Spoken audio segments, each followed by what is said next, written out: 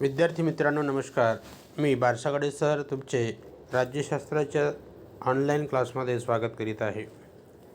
आपण पाहत आहोत पाठ 6 भारत आणि जग. आजच्या या तासिकेला आपण भारत एक उगवती सत्ता या मुद्द्याची माहिती पाहणार आहोत. तर चीन आणि भारत यांचे आंतरराष्ट्रीय संबंध पाहिले आहेत. तर चीन आणि भारत हे जगाच्या राजकारणावर प्रभाव पाडणारे दोन महान देश आहेत. चीन हा सुपर पॉवर झालेला आहे. चीन आणि भारत हे आंतरराष्ट्रीय संबंधांना आकार देऊ शकणाऱ्या देशामध्ये गणले जातात. म्हणजे चीन आणि भारत हे जगात आकारानेच नाही तर लोकसंख्येने सुद्धा मोठे देश आहेत. लोकसंख्येच्या दृष्टीने भारत हा जगात दुसरा मोठा देश आहे. पहा, जगामध्ये सर्वात जास्त लोकसंख्या ही चीन देशाची आहे. त्यानंतर चीनच्या पाठोपाठ दुसरा देश म्हणजेच भारत. लोकसंख्येच्या दृष्टीने भारत हा जगात दुसरा मोठा देश आहे. तो जगातल्या सर्वात मोठ्या अर्थव्यवस्थेपैकी एक देश आहे. भारताची अर्थव्यवस्थासुद्धा जगातल्या सर्वात मोठ्या अर्थव्यवस्थांपैकी एक आहे. तसेच भारत हा जगातला सर्वात मोठा लोकशाही देश आहे. म्हणजे जगातली लोकशाही राष्ट्र मोठे कोणते असतील तर भारत हा सर्वात मोठा लोकशाही राष्ट्र असलेला देश म्हणून प्रसिद्ध आहे. त्याचबरोबर आण्विक पॉवर, अवकाश आणि इलेक्ट्रॉनिक्स तंत्रज्ञानाच्या क्षेत्रात भारताने लक्षणीय प्रगती केलेली आहे. जगातल्या सर्वात मोठ्या 20 अर्थव्यवस्थांच्या व्यासपीठावर म्हणजे G20 फोरममध्ये भारताला स्थान मिळाले आहे.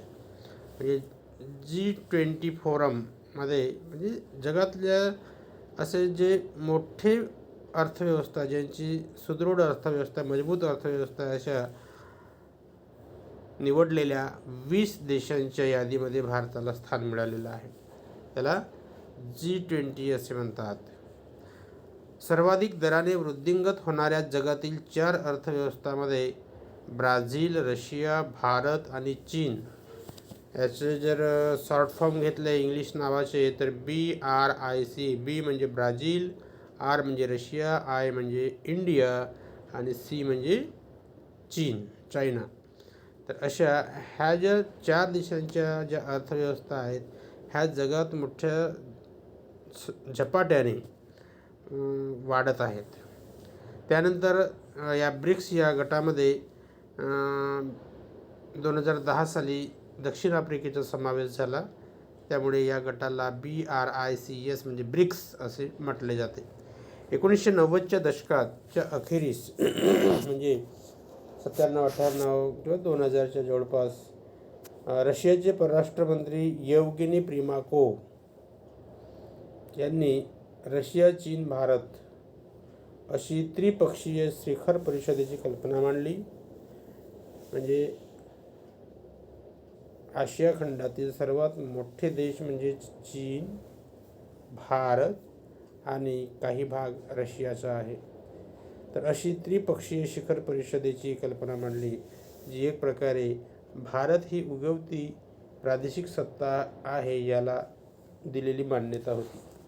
म्हणजे या तिन्ही देशांनी मान्य केलं होतं की भारत ही उगवती प्रादेशिक सत्ता आहे, म्हणजे पूर्वेकडील एक क्षेत्रीय सत्ता आहे. आता बघूया भारताच्या शेजारील देश. भारताच्या म्हणजे दक्षिण आशिया समजला जातो. भारत हा दक्षिण आशियातील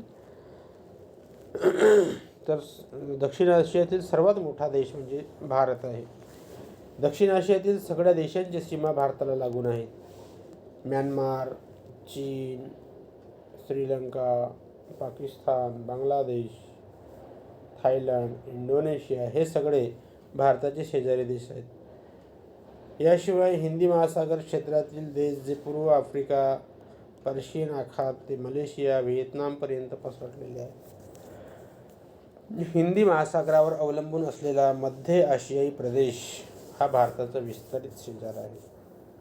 स्वातंत्र्योत्तर काळात या सगळ्या देशांशी चांगले संबंध प्रस्थापित करणे हे भारताच्या परराष्ट्र धोरणाचे एक महत्त्वाचे उद्दिष्ट होते. स्वातंत्र्य मिळाल्यानंतर भारताच्या शेजारी देशाशी चांगले संबंध असले पाहिजेत हे भारताच्या परराष्ट्र धोरणाचे एक महत्त्वाचे उद्दिष्ट होते.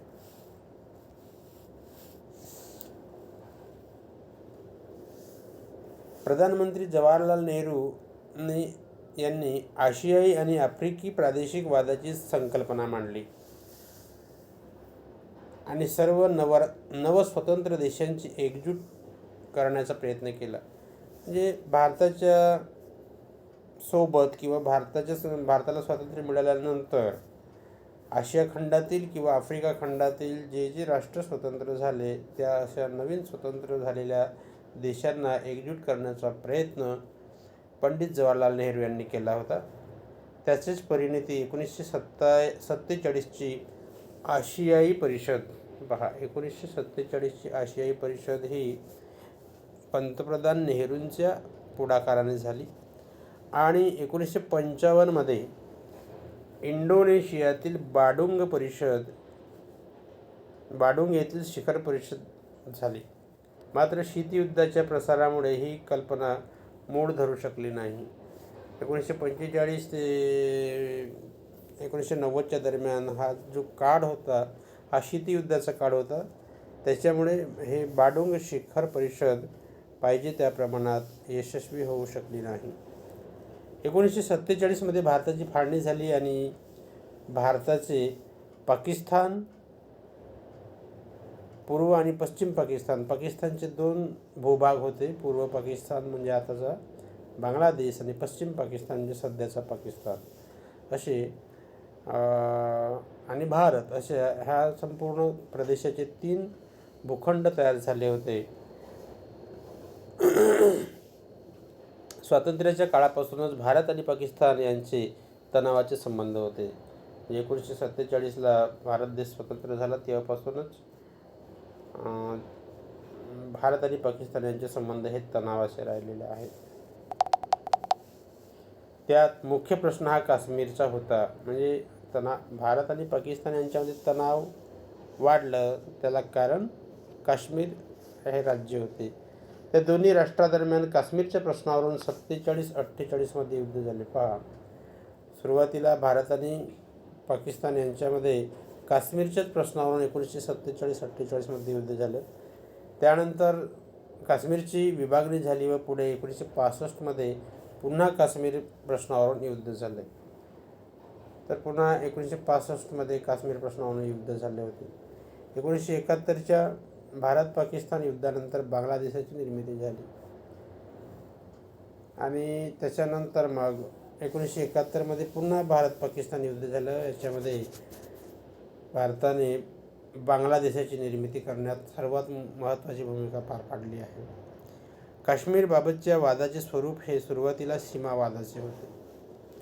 आता बांगलादेशाची निर्मिती कशी झाली तर पूर्व पाकिस्तान हा पश्चिम पाकिस्तानापासून अलग असलेला भूप्रदेश होता आणि अलग असलेल्या भूप्रदेशामध्ये त्यांना स्वतःच्या वेगळ्या देशाची भावना त्यांच्या मनात निर्माण झाली होती. त्याच्यामुळे त्यांना पश्चिम पाकिस्तानच्या नियंत्रणात राहायचं नव्हतं आणि त्यांच्या या निर्णयाला भारताने समर्थन केलं. भारताने आपली सेना बांगलादेशच्या बाजूने युद्धात उतरली आणि पश्चिम पाकिस्तानच्या त्या युद्धामध्ये पराभव झाला आणि नवीन देश जगाच्या पाठीवर निर्माण झाला तो म्हणजे बांगलादेश. काश्मीरबाबत वादाचे स्वरूप हे सुरुवातीला सीमावादाचे होते. पुढे 1990च्या दशकात त्याला दहशतवादाचे स्वरूप आले. म्हणजे प्रत्यक्ष रणांगणावर आपण भारताला पराजित करू शकत नाही हे पाकिस्तानने ओळखले आणि त्याच्यानंतर मग त्यांनी भारतामध्ये दहशतवाद पसरवण्याचा प्रयत्न केला आणि त्याला कारण काश्मीरच.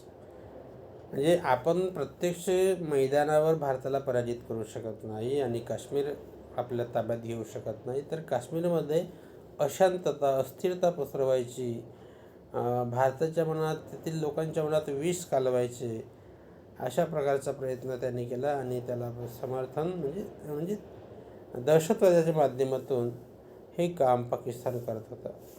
आज देखील काश्मीरचा प्रश्न दोन्ही देशातील सर्वात महत्त्वाचा प्रश्न मानला जातो. तसेच भारताचा शेजारी देश आहे चीन. तरी चीनसोबतही भारताचे सीमावादावरून संबंध हे तणावाचे राहिलेले आहेत. त्याचा फायदा पाकिस्तानने चीनशी जवळीक साधली. पाकिस्तानचे चीनशी असलेले वाढते संबंध हा देखील भारताच्या दृष्टीने चिंतेचा विषय आहे. चीनने पाकिस्तानमध्ये चायना पाकिस्तान इकॉनॉमिक कॉरिडॉर, लक्षात ठेवा, चीनने पाकिस्तानमध्ये एक प्रकल्प सुरू केला, त्याचं नाव आहे चायना पाकिस्तान इकॉनॉमिक कॉरिडॉरच्या आधारे गुंतवणूक करण्यास सुरुवात केली. पाकिस्तानमध्ये चीनने मोठ्या प्रमाणात पैसा गुंतवला, तिथे कंपन्या स्थापन केल्या आणि अशा प्रकारे एक प्रकारची पाकिस्तानला मदत म्हणून किंवा पाकिस्तानच्या विकासात चीनचा मोठा हातभार आहे. भारत आणि पाकिस्तान दरम्यान शांतता प्रस्थापित करण्याचे अनेक प्रयत्न झाले. तर शेजारी देशासोबत चांगले संबंध राहिले पाहिजे याच्यासाठी दोन्ही देशाकडून भारताने नेहमीच पुढाकार घेतला आणि शांतता प्रस्थापित करण्याचा प्रयत्न केला. त्यामध्ये 1972चा सिमला करार, लक्षात ठेवा, परीक्षेमध्ये विचारण्यात येतो. सिमला करार केव्हा करण्यात आला? 1972चा. तसेच 1999चा लाहोर करार यांचा उल्लेख करता येईल. परंतु त्यात भारताच्या या प्रयत्नांना पाकिस्तानकडून योग्य प्रतिसाद मिळत नव्हता. ज्यांना हिमालयीन राजवटी म्हटले जाते ते नेपाळ, म्हणजे हिमालयाच्या पर्वतरांगामध्ये जे देश बसलेले आहेत त्यापैकी नेपाळ, सिक्कीम आणि भूटान हे वसाहत काळात ब्रिटिश सत्तेच्या प्रभुत्वाखालील देश होते. तर नेपाळमध्ये, सिक्कीममध्ये आणि भूटानमध्ये ब्रिटिश सत्तेच्या प्रभुत्वाखाली देश होते. म्हणजे या देशामध्ये सुद्धा इंग्रजांची सत्ता होती. भारताच्या स्वातंत्र्यानंतर भारताने या देशांशी तशाच प्रकारचे करार केले की जसे इंग्रज सरकारने करार केले होते तसेच करार भारताने या नेपाळ, सिक्कीम आणि भूटान या देशाशी केले. सागरी किनारा नसलेल्या या हिमालयीन राजवटींना भारतीय भूमीतून समुद्र प्रवेश मिळाला. आता भारतासोबत यांचे करार झाल्यामुळे समुद्रामध्ये जाण्यासाठी मार्ग त्यांना भारताच्या माध्यमातून मिळाला. तसेच भारताने या देशांच्या संरक्षणाची जबाबदारी स्वीकारली. म्हणजे भारत हा नेपाळचे संरक्षण करेल, भारत हा भूटानचे संरक्षण करेल याची जबाबदारी भारताने स्वीकारलेली होती. भारताने या देशाच्या अंतर्गत बाबीमध्ये हस्तक्षेप न करण्याचे धोरण पाळलेले आहे. म्हणजे त्या भूटानमध्ये किंवा नेपाळमध्ये जे काही त्यांचे अंतर्गत प्रश्न असतील त्या अंतर्गत प्रश्नामध्ये भारत कधीही हस्तक्षेप करणार नाही असे धोरण अवलंबले आहे. 1975मध्ये सिक्कीमने भारतात विलीन होण्याचे ठरवले. 1975पर्यंत सिक्कीम हा भारताचा भाग नव्हता, तर सिक्कीम हा स्वतंत्र राज्य होता आणि सिक्कीमच्या लोकांनीच भारतामध्ये विलीन होण्याचे ठरवले व आज ते भारतीय संघराज्याचा एक भाग आहे. लक्षात ठेवा, 1975पर्यंत सिक्कीम हा भारताचा भाग नव्हता, तर 1975मध्ये सिक्कीम भारतात विलीन करण्यात आले आणि तो भारताचा एक भाग म्हणजे एक घटक राज्य म्हणून मान्यता त्याला प्राप्त आहे. तसेच भारताचे नेपाळबरोबरील संबंधात अनेक चढउतार आलेले आहेत. 2006मध्ये भारताने नेपाळला अंतर्गत यादवीतून बाहेर पडून संविधानिक शासनाकडे वाटचाल करण्यास मदत केली होती. तर 2006मध्ये नेपाळमध्ये अंतर्गत युद्ध झालं, गृहयुद्ध, त्याला यादवी युद्ध म्हणतात. आणि त्या यादवी युद्धातून बाहेर पडले आणि नेपाळमध्ये घटनेनुसार शासन कारभार सुरू झाला. नेपाळची घटना तयार करण्यात आली आणि त्या घटनेनुसार शासन कारभाराला सुरुवात झालेली आहे. भूटानबरोबरील संबंध बहुंशी मैत्रीचेच राहिलेले. भारत आणि भूतान यांच्या संबंधसुद्धा मित्रत्वाचेच आहेत. अलीकडच्या काळात भारताने भूटानलाही संवैधानिक राजेशाही प्रस्थापित करण्यास मदत केली. तर भूटानमध्ये सुद्धा संवैधानिक राजेशाही, तिथला जो प्रमुख असतो तो राजा असतो, परंतु तिथला शासन कारभार लोकशाही पद्धतीने, आपला राजेशाही पद्धतीनेच चालतो. म्हणजे जरी राजेशाही असेल परंतु तिथल्या लोकांना स्वातंत्र्य मिळालेले आहे. 1971मध्ये बांगलादेशाला स्वातंत्र्य मिळण्यात भारताने केलेला हस्तक्षेप निर्णायक ठरला. या नव्या देशाशी भारताचे संबंध सुरुवातीला अगदी चांगले होते. आता भारत आणि बांगलादेश हा भारताचा शेजारी देश आहे. भूटान भारताचा शेजारी देश आहे. नेपाळ भारताचा शेजारी देश आहे. तर या देशांशी भारताचे संबंध कसे होते याबद्दल माहिती पाहत आहोत आपण. तर 1971मध्ये भारताच्या हस्तक्षेपानेच बांगलादेशाची निर्मिती झाली. या नव्या देशाशी भारताचे संबंधसुद्धा सुरुवातीला चांगले होते. त्याच्यानंतर बांगलादेशचे पहिले प्रधानमंत्री शेख मुजीबुर रहमान यांची हत्या झाली आणि त्या हत्येनंतर भारताचे आणि बांगलादेशचे संबंध बिघडत गेले. त्याला कारण भूसीमा आणि सागरी सीमा यातील विवाद. दुसरा आहे तिस्ता नदीच्या पाण्याच्या वाटपावरील विवाद. या दोन देशाच्या संबंधातील काही प्रमुख समस्या होत्या. मात्र गेल्या 5 वर्षाहून अधिक काळ या दोन देशातील संबंध मैत्रीचे राहिलेले आहेत. ह्या काही विवाद सोडले, सीमा विवाद, सागरी सीमा विवाद किंवा नदीच्या पाण्याचा प्रश्न, हे काही विवाद सोडले तर मात्र भारताच्या भारत आणि बांगलादेश यांचे संबंध हे मैत्रीचेच राहिले आहेत. सीमापार दहशतवाद आणि अंतर्गत विद्रोह या दोन्ही देशाच्या सामायिक समस्या आहेत. तर सीमापार दहशतवाद म्हणजेच पाकिस्तानकडून किंवा बांगलादेशकडून ज्या दहशतवाद किंवा अंतर्गत विद्रोह हा होत असतो, ह्या दोन्ही देशांच्या, म्हणजे बांगलादेशमध्येही अंतर्गत विद्रोह होतो किंवा आपल्या भारतामध्ये सुद्धा अंतर्गत विद्रोह होतो आणि सीमापार दहशतवाद ह्या दोन्ही देशाच्या समस्या आहेत. भारत आणि बांगलादेशाने सागरी सीमेवरील लँड एन्क्लेव्ह विवाद हा यशस्वीपणे सोडवलेला आहे. तर सागरी सीमा जी होती ती, त्याच्यावर जो विवाद होता तो दोन्ही देशांनी चर्चेच्या माध्यमातून सोडवलेला आहे.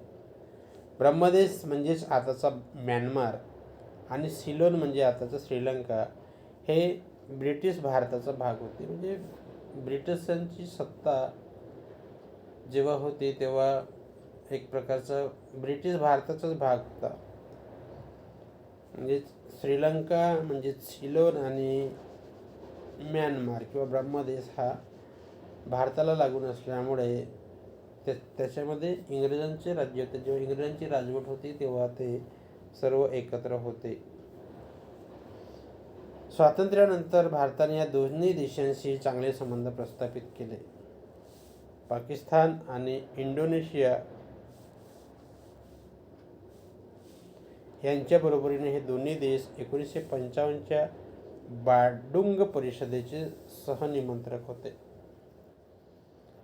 श्रीलंकेबरोबरील संबंधात चांगले आणि वाईट अशी दोन्ही पर्वे येऊन गेली.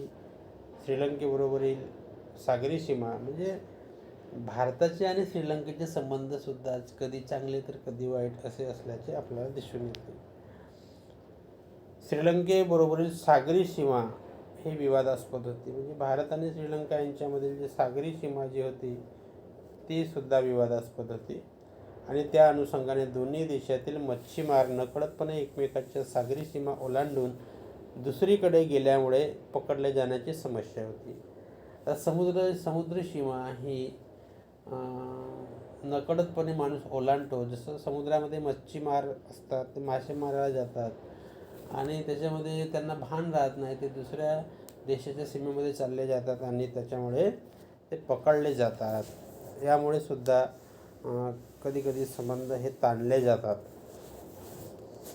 त्याचप्रमाणे श्रीलंकेतील तामिळ प्रश्न हा देखील द्विपक्षीय संबंधातील एक समस्या होता. तर श्रीलंकेतील तामिळ प्रश्न जो होता हा सुद्धा एक द्विपक्षीय त्याच्यातील समस्या होती. LTTEला विद्रोही तामिळ गट जो पुढच्या काळात एक दहशतवादी गट झाला.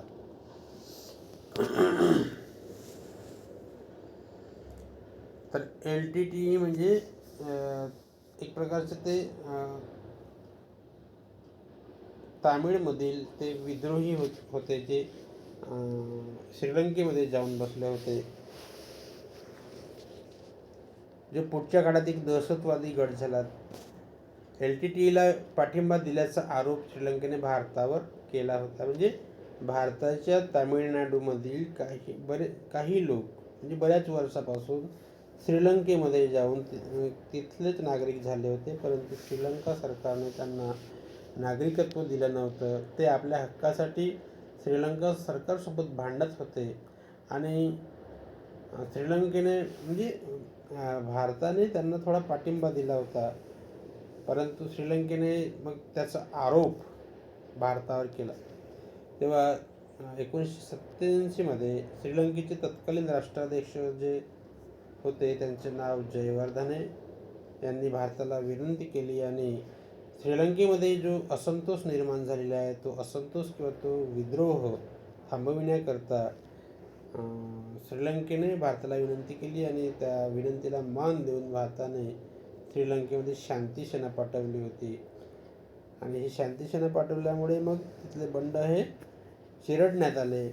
त्यानंतर दोन्ही देशामध्ये वाईट संबंधाचे एक मोठे पर्व येऊन गेले आणि त्यामध्ये श्रीलंका आणि भारत यांच्यामधील संबंध हे तणावाचे झाले. मात्र दोन्ही देशातील सध्याच्या शासनाच्या काळात संबंध पुन्हा एकदा सुधारलेले आहेत. आता सध्या मात्र श्रीलंका आणि भारत यांचे संबंध हे मैत्रीचे आहेत, मित्रत्वाचे आहेत.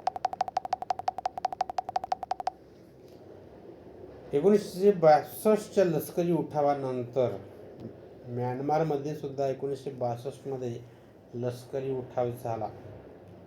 म्यानमारने स्वतःवर बाहेरच्या जगापासून अलिप्त राहण्याचे धोरण लादले. म्हणजे म्यानमारने स्वतःच ठरवले की आता आपण बाहेरच्या जगामध्ये हस्तक्षेप करायचा नाही, दुसऱ्या राष्ट्राशी संबंध ठेवायचे नाही, अलिप्त राहायचे. ज्यामुळे भारत म्यानमार संबंध थंडावले. म्हणजे म्यानमार सरकारनेच ठरवलं की आपण आता बाहेरच्या जगाशी सध्या संबंध ठेवायचे नाही. त्याच्यामुळे मग भारत आणि म्यानमार यांच्यातील संबंध होते ते थंडावले. 1992मध्ये भारताने लोकशाहीवादी चळवळीला आणि तिच्या नेत्या आंग सान सू ची यांना पाठिंबा दर्शवला होता. तर म्यानमारमधील प्रसिद्ध स्त्री नेता होती आंग सान सू की, हे नाव लक्षात ठेवा.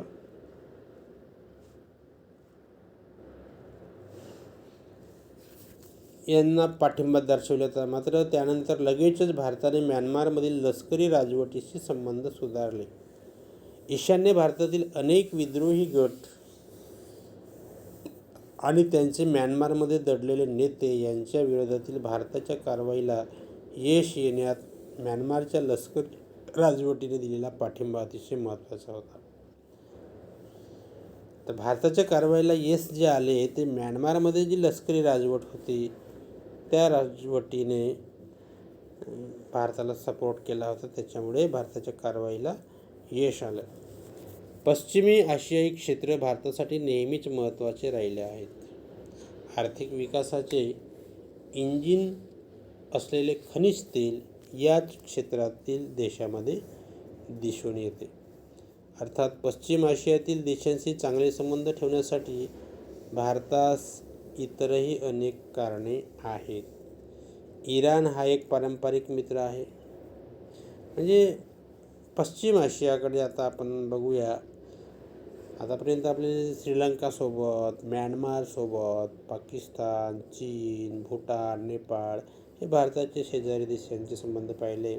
तर आता पश्चिम आशिया जो नैसर्गिक तेल किंवा पेट्रोल, डिझेल याच्यासाठी प्रसिद्ध आहे आणि आर्थिक विकासाचे इंजिन समजला जातो खनिज तेलाला, तर ते खनिज तेल या पश्चिम आशियाई देशांमधून येत असते. त्याच्यामध्ये इराण हा भारताचा पारंपरिक मित्र आहे. मध्ययुगीन काळापासून सांस्कृतिक आणि राजकीय संबंध हे इराणसोबत भारताचे टिकून राहिलेले आहेत आणि 20व्या शतकातील संबंधांना त्यांनी आकार दिला आहे. तसेच सौदी अरेबियातील संबंधही केवळ खनिज तेलाबाबतचे नसून ऐतिहासिक आणि धार्मिक घटकांनी त्याला आकार दिला आहे. तर इराण असो किंवा सौदी अरेबिया असो यांचे संबंध हे खनिज तेलासोबतच ऐतिहासिक आणि धार्मिक घटकांनी हे मजबूत झालेले आहेत. पॅलेस्टिनी जनतेला आणि पॅलेस्टिनी मुक्ती संघटनेला भारताने नेहमीच खंबीर पाठिंबा दिला आहे. पश्चिम आशियातील देशाबरोबर मैत्रीचे संबंध आणखी एका कारणासाठी महत्त्वाचे आहेत. त्यामुळे पाकिस्तानवर एक प्रकारचा दबाव येतो. पश्चिम आशियाई देशाबरोबरील मैत्रीचे संबंध हे चांगले असल्यामुळे त्याचा परिणाम पाकिस्तानवर एक प्रकारचा प्रेशर येतो, दबाव येतो. त्याचबरोबर भारताने इस्रायलसोबत उत्तम संबंध राहतील याची खबरदारी घेतलेली आहे. पश्चिम आशियातील पुन्हा एक देश आहे, त्याचे नाव इस्रायल. तर इस्रायलसोबतसुद्धा भारताचे संबंध चांगले राहतील याची खबरदारी घेतली आहे. इस्रायल भारतात हायटेक संरक्षण सामुग्री पुरवणारा एक महत्त्वाचा देश आहे. तर इस्रायलकडून भारतामध्ये अतिशय हायटेक म्हणजे अत्याधुनिक संरक्षण सामुग्री, तिथले जे रायफल्स असोत किंवा टँक असोत किंवा क्षेपणास्त्र सिस्टीम असो, हे सर्व अत्याधुनिक आहे आणि ती सामुग्री भारताला इस्रायलकडून मिळत असते. स्वातंत्र्यानंतर पंडित जवाहरलाल नेहरू यांनी देशाची एकी करण्याचा प्रयत्न केला.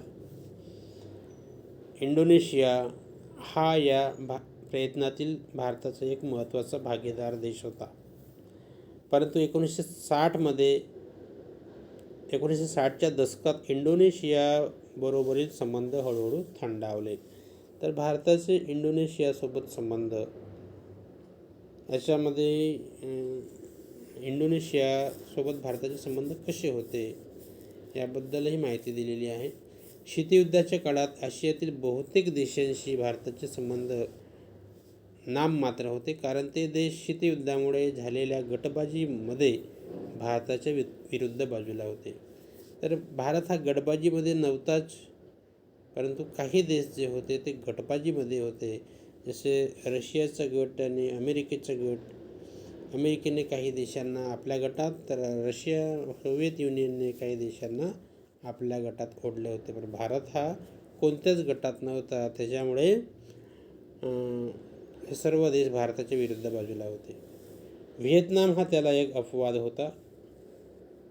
भारताने व्हिएतनामच्या संघर्षाला पाठिंबा दिला होता, मात्र भारताने व्हिएतनामच्या संघर्षाची बाजू उचलून धरली होती. त्याच्यामुळे बाकीचे देश हे भारताच्या विरोधात होते आणि अमेरिकेच्या व्हिएतनाममधील हस्तक्षेपाला विरोध केला होता. म्हणजे व्हिएतनामच्या स्वातंत्र्याला पाठिंबा भारताने दिला आणि अमेरिका हा जो व्हिएतनाममध्ये हस्तक्षेप करत होता, भारताने त्याला विरोध केला होता. आज व्हिएतनाम हा भारताचा एक महत्त्वाचा भागीदार देश आहे. म्हणजे भारताने एकेकाळी व्हिएतनामला मदत केली, त्याचा परिणाम असा झाला की व्हिएतनाम हा भारतातील एक महत्त्वाचा भागीदार देश बनला. या दोन्ही देशामधील संबंध, भारत आणि व्हिएतनाम यांच्यामधील संबंध हे व्यापार, तंत्रज्ञान आणि लष्करी क्षेत्रामध्ये विस्तारलेले आहे. पूर्वाभिमुख धोरण आणि पूर्वाभिमुख कृतिशीलता यांचा भाग म्हणून भारताने या क्षेत्रातील देशांशी संबंध सुधारण्यास सुरुवात केली आहे. आज भारताचे सिंगापूर बरोबर अतिशय चांगले संबंध आहेत. आता भारताचे सिंगापूरसोबत सुद्धा संबंध चांगले असल्याचे आपल्याला दिसून येते आणि हा देश भारताचा एक प्रमुख व्यापारी भागीदार आहे. तर सिंगापूर हा भारतासोबत व्यापारामध्ये प्रमुख भागीदार आहे. तसेच जपान, थायलंड, मलेशिया आणि इंडोनेशिया बरोबरही भारताचे संबंध आता सुधारलेले आहेत.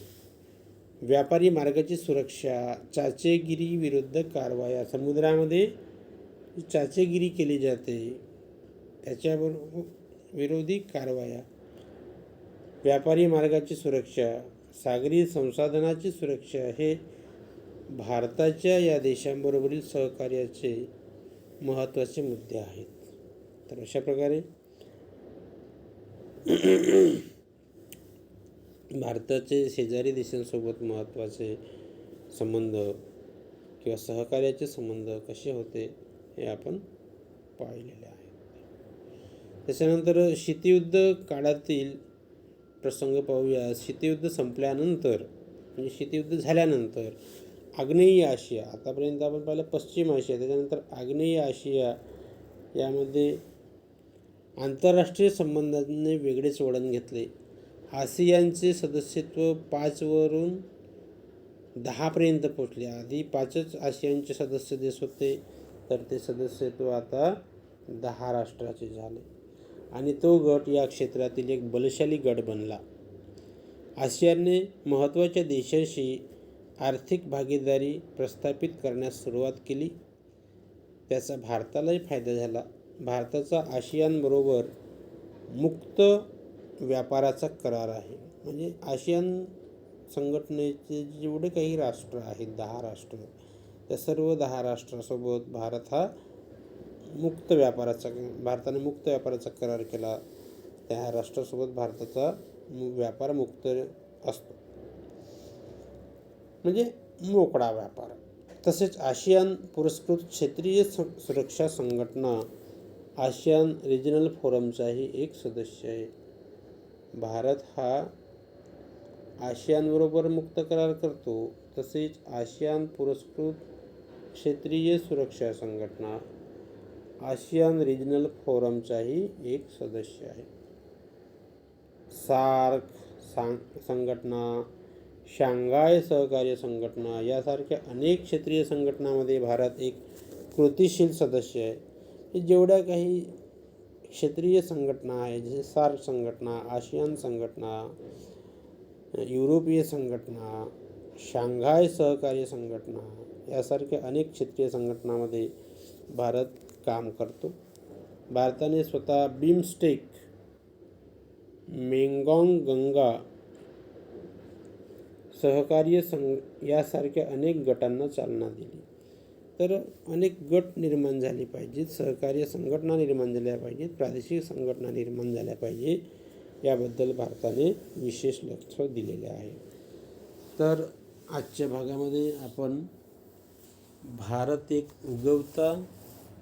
उगवती सत्ता, भारताचे शेजारी देशासोबत असलेले संबंध याच्याबद्दल माहिती पाहिलेली आहे.